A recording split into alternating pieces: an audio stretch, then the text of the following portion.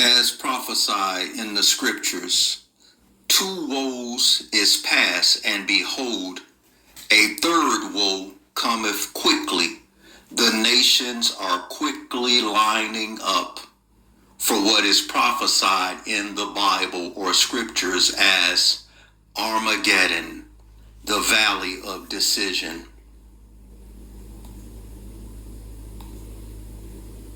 In China now, where that country's president is hosting a high-stakes summit that amounts to a rare show of force with world leaders, including Vladimir Putin. Janice Matthew-Freyer is there for us now. Janice, a potentially significant moment here for Beijing on the world stage. Well, and this is not an obscure get-together, Hallie. The leaders of Russia, India, Iran, Pakistan, Turkey, a dozen other countries are here. And consider the timing. Just after President Trump met with Vladimir Putin about Ukraine and slapped 50% tariffs on India for buying Russian oil. Xi Jinping met today with Indian Prime Minister Narendra Modi, and still to come, a massive military parade in Beijing. Putin is invited. So is North Korean leader Kim Jong-un, who President Trump says he wants to meet this year.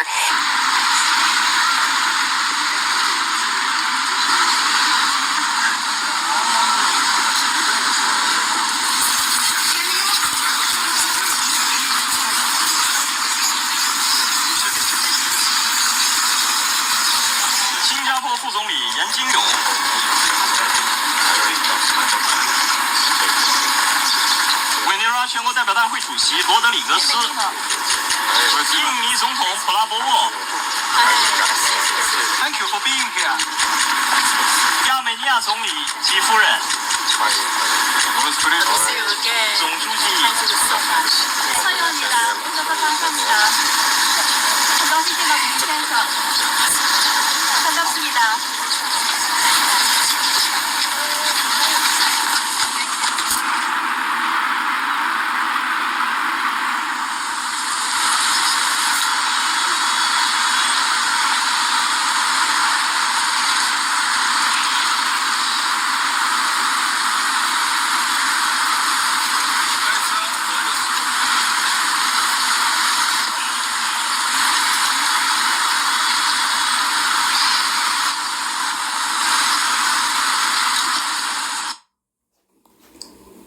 As prophesied in the scriptures in the book of Daniel, the nations which Daniel refers to are as beasts are quickly lining up.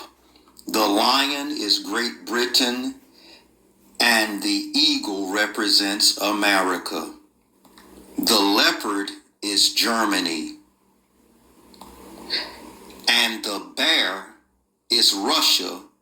And as mentioned of in the book of 2nd Esdras, chapter 15, the dragon represents Asia, China, and the other nations, including the Arabians. And as mentioned in Jeremiah 51, verse 28, the weapons of the Creator's indignation are the Medes. You see the scriptures on the screen. Go read them in your spare time. All of these nations are in alignment or an alliance with one another. And the Medes, according to the King James Zondervan Study Bible, Isaiah 13 and 17, is modern day Iran, who have a direct alliance with the bear, which is Russia, and the dragon, which is China. Please read the prophecy of Jeremiah 50, 51, which goes with Revelations chapter 18.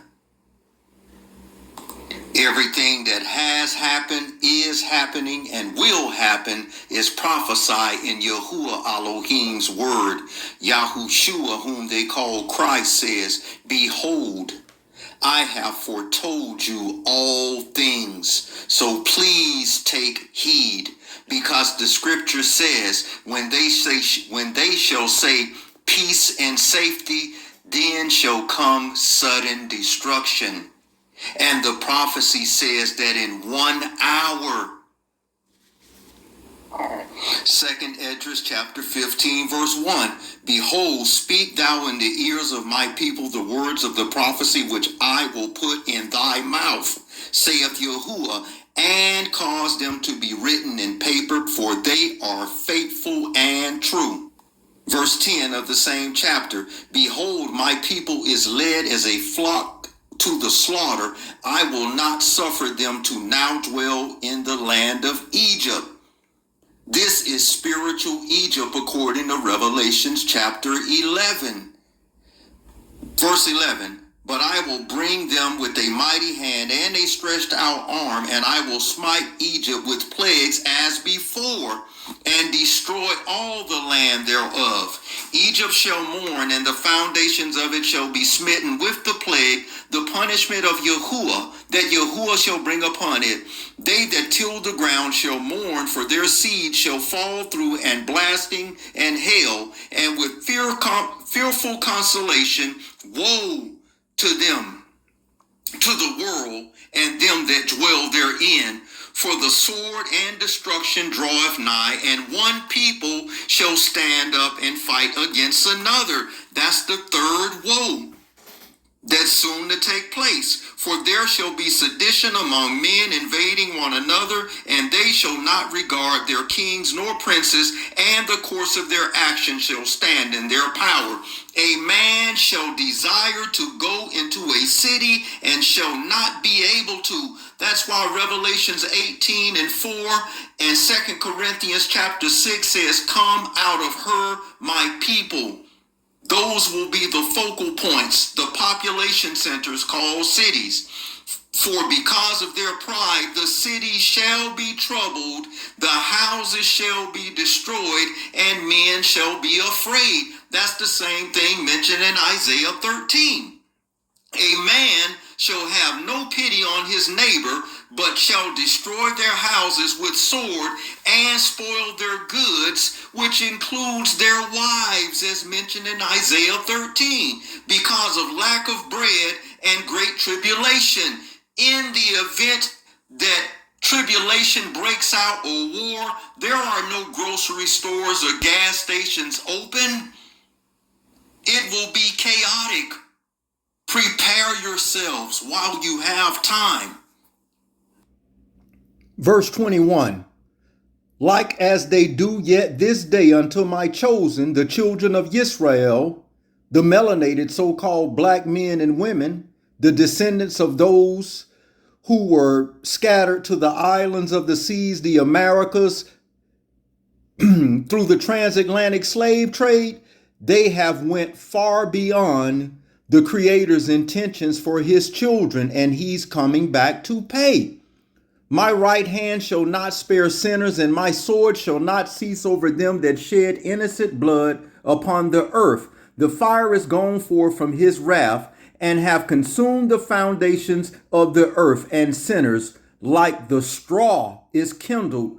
Verse 24, woe to them that sinned and keep not my commandments, say Yahuwah, I will not spare them. Go your way, ye children, from the power, and defile not my sanctuary. For Yahuwah knoweth all them that sin against him, therefore delivereth he them unto death and destruction. For now are the plagues are come upon the whole earth, and ye shall remain in them, for Yahuwah shall not deliver you, because ye have sinned against him. Where the nations of the dragons of Arabia shall come out with many chariots. That's modern day tanks and planes and ships, you see, and the multitude of them that be carried as upon the wind of the earth. And they which hear them shall make them fear and tremble.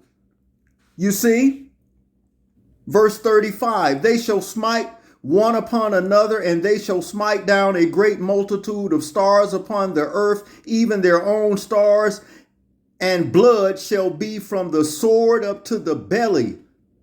You see? Verse 37, and there shall be great fearfulness and trembling upon the earth, and they that see the wrath shall be afraid, and trembling shall come upon them. And then shall there come great storms from the south and from the north and from another part of the west. Strong winds shall arise from the east and shall open it, and the cloud which he raised up in his wrath and the star stirred to cause fear toward the east and west shall be destroyed. The great and mighty cloud shall be puffed full of wrath, and the star they make all the earth afraid, and them that dwell therein, and they shall pour out every high and eminent place a horrible star. Verse 43 is key. And Jeremiah 51 mentions the daughter of Babylon. And they shall go steadfastly unto Babylon and make her afraid. They shall come to her and besiege her, and the star and all wrath shall they pour out upon her. Then shall the dust and smoke go up to heaven, or Shamaim. This is the same thing you read in the entirety of the chapter of Revelations, chapter 18, and it says it's going to happen in 1 hour. You see, it says, then shall dust and smoke go up from heaven, and all they that be about her shall bewail her, and they that remain under her shall do service unto them that have put her in fear. That's where Revelations 13 and 10 also says, he that leadeth into captivity shall go into captivity. See? And verse 46, and thou Asia, China, the partaker of the hope of Babylon, and art the glory of her person. Woe be unto thee, thou wretch, because thou hast made thyself like unto her, and hast decked thy daughters in whoredom, that they might please and glory in thy lovers, which have always desired to commit whoredoms with thee. Thou hast followed her that is hated in all her works, and the inventions thereof, saith Yahuwah. I will send plagues upon thee, widowhood, poverty, famine, sword, and pestilence, to waste the houses with the destruction and death. And the glory of thy power shall be dried as a flower, the heat shall arise that is sent over thee. You see, thou shalt be as a weakened and poor woman with stripes. Prepare, family, prepare. Look at verse 56, what Abba Yahuwah says he's going to do to the nations that touch the apple of his eye, the melanated children of Israel, his chosen. Like as thou hast done to my chosen, saith Yahuwah, even so Yahuwah shall do unto thee, and shall deliver thee into mischief. Thy children shall die of hunger, thou shalt fall through the sword, thy city shall be broken down, and all thy shall perish with the sword. Prepare. Look at the ending of this chapter. Thy children shall they carry away captives, and look what thou hast, and they shall spoil it and mar the beauty of thy feet. Revelations 13:10. He that has led into captivity shall go into captivity. So a third woe, which is a third world war, is coming, and then it's going to be a reverse slave trade upon the non-melanated people that remain. Thus says Yahuwah, Elohim. Please prepare. Did you know in the book of Revelations chapter 1, verse 13, it states, and in the midst of the 7 lampstands, one like the Son of Man, clothed with a garment down to the feet, and girded about his chest with a golden band. His head and his hair were white like wool, as white as snow, and his eyes were like a flame of fire. His feet were like fine brass, as if they were refined in a furnace, and his voice as the sound of many waters. That's the Son, Yahushua, whom they call Christ, is a melanated so-called black man. Then in the book of Daniel chapter 7, verse 9, it states, and I beheld till the thrones were cast down, and the Ancient of Days did sit. That's Yahuwah Elohim, whose garment was white like snow, and his hair of his head was like pure wool. Only one race of people on planet Earth have hair like wool, and that's melanated so-called black people, the lost sheep of the house of Israel. And these nations have plundered the apple of Yahuwah's eye, and he is on his way with a vengeance. Daniel 7 and 9 describes the Creator as having dark skin and hair like wool, and Revelations chapter 1 verse 14 through 15 describes Yahushua, his son, is having hair like wool. Then in the book of Isaiah chapter 19 verse 1, the burden of Egypt. This is spiritual Egypt here. The burden of Egypt, Isaiah chapter 19 verse 1, behold, Yahuwah rideth upon a swift cloud. The scientists say they see something's coming, and they know what that something is. It is the Creator. The third woe is soon to break forth, the third world war, and Abba Yahuwah and his son Yahushua are soon to return riding upon a cloud. Look at what it says. And this is how they get at these summits and meetings every few weeks and months, and they say peace and safety to one another. But look at how the Ancient of Days, Yahuwah, destroyed the original Egypt. Isaiah chapter 19 verse 1 from the top again. The burden of Egypt, behold, Yahuwah rideth upon a swift cloud, and shall come to Mitzrayim, or Egypt. Egypt simply means slavery, house of bondage. Ezekiel chapter 13 verse 3, still in the middle of Isaiah 19 and 1, the idols of Egypt shall melt at his presence, and the heart of Egypt shall melt in the midst of it. Isaiah 19 and 2. And I will set the Egyptians against the Egyptians, and they shall fight everyone his brother and everyone his neighbor, city against city, and kingdom against kingdom. Isaiah 19 and 3. And the spirit of Egypt, this is spiritual Egypt, Sodom and Gomorrah, as mentioned in Revelations chapter 11. Isaiah 19 and 3. And the spirit of Egypt shall fail in the midst thereof, and I will destroy the counsel thereof, and they that seek to the idols and spirits and charmers, and to them that have familiar spirits and wizards. You see? And it's saying in Isaiah chapter 19 verse 14, it says, Abba Yahuwah shall mingle a perverse spirit amongst these nations. So they're going to sit at the table and act like they're in agreements and come up with these peace treaties, but the Creator above is going to put a spirit upon them, and these nations are going to turn one against another, and that is the valley of decision, the battle of Armageddon. The Father Yahuwah, our Creator, is going to mingle a perverse spirit amongst these nations, and He's going to turn one against another, and they shall destroy one another. Then He comes riding upon a cloud. The scientists say they see something coming, and that something is Yahuwah Elohim.